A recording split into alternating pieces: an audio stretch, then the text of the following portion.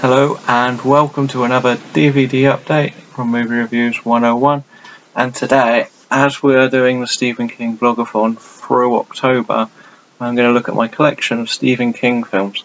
They're going to be in no particular order, and they may have appeared in other videos, but my collection is ridiculously big, so I thought I'd have a look and see what we got, have a little discussion about each of them. Now, first up is the mini-series that this is probably the only one I'm not going to go into detail with. It's Kingdom Hospital. I'm not going to go into too much detail because I'm going to actually do a video review on that one. But it's a great series, it's well worth a watch. Next up is one I already said I really didn't like. It was A Good Marriage. It just didn't work. The thrilling side of it was the idea that he had been a serial killer for years, and his wife finally found out, and that was it. Nothing really happened. There was no real him trying to get her and her trying to expose him, and it was more, what would you do if it happened to you, and would you try and save your family's reputation? Yeah, didn't work for me. One that did work for me is 1408. Now, 1408 was easily one of the better of the modern horrors that has been released under his name, with John Cusack, Samuel L. Jackson, and John Cusack's character tries to debunk paranormal activity.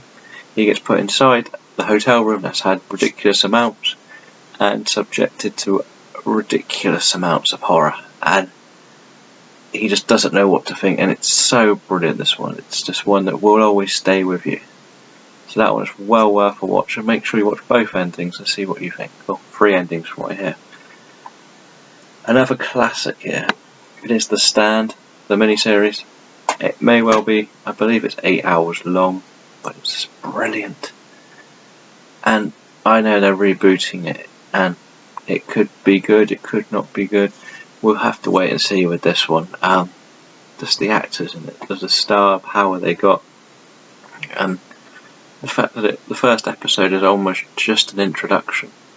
And I know I've been harsh on other TV shows because the first episode has been bad, or introductory rather than bam, like we had Walking Dead recently. But those ones are always the important ones, even if you don't appreciate them to start with. Just wait for the second one to start and see where it goes, and The Stand does that. Next, I'm going to continue the Stand theme with Stand By Me, one of the greatest coming of age movies of all time, and you just look at how big the cast is now. We have Will Wheaton, who's Big Bang, playing himself, the great late River Phoenix, Corey Feldman, who went on to be a bit of an 80s cult icon, Jerry O'Connell, who is still around making stuff, as the 4 kids. That's amazing, that one. It's something that'll always stick with you. A TV version of The Shining. Now, this one is more actually written by Stephen King to try and follow the books a lot more. So very interesting to compare them both. I don't think that's as scary, but it also works quite well because of how it does it.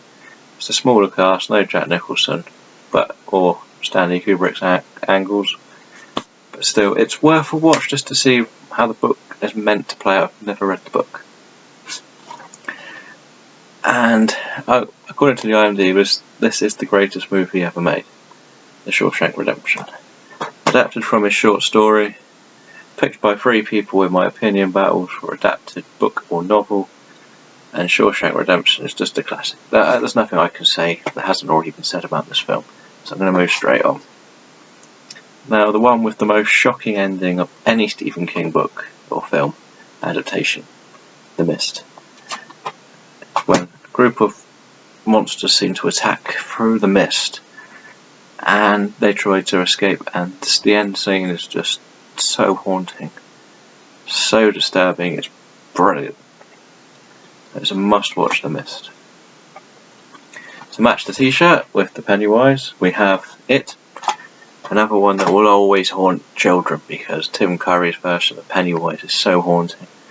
Also has a good young cast and a good old cast when it goes between the time periods. A must watch for the horror fans out there. I expect everyone would have seen it, but yeah, another one that is going to potentially get a reboot, even though it's a bit up in the air at the moment. One that I wasn't too keen on, but I was kind of in my sleepy zones when I watched this one. It was The Dark Half. It's something I would like to try again before I really give a true opinion on, so I'm not going to go into too much detail on that one. And I'm going to finish this one off with one of the modern ones with two actors that really fell off the rails. Dolan's Cadillac with Christian Slater and Wes Bentley, and it follows the idea that Christian Slater plays a gangster who has Wes Bentley's wife killed, and he decides to get revenge. Simple enough. Very thrilling film, very good ending, but has slow patches and really didn't take any box office. Which is a bit of a shame because they are quite good actors. They do deserve more respect, but their personal problems have always hindered their careers.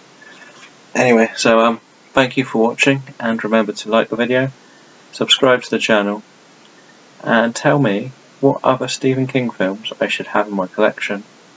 What is the best Stephen King film?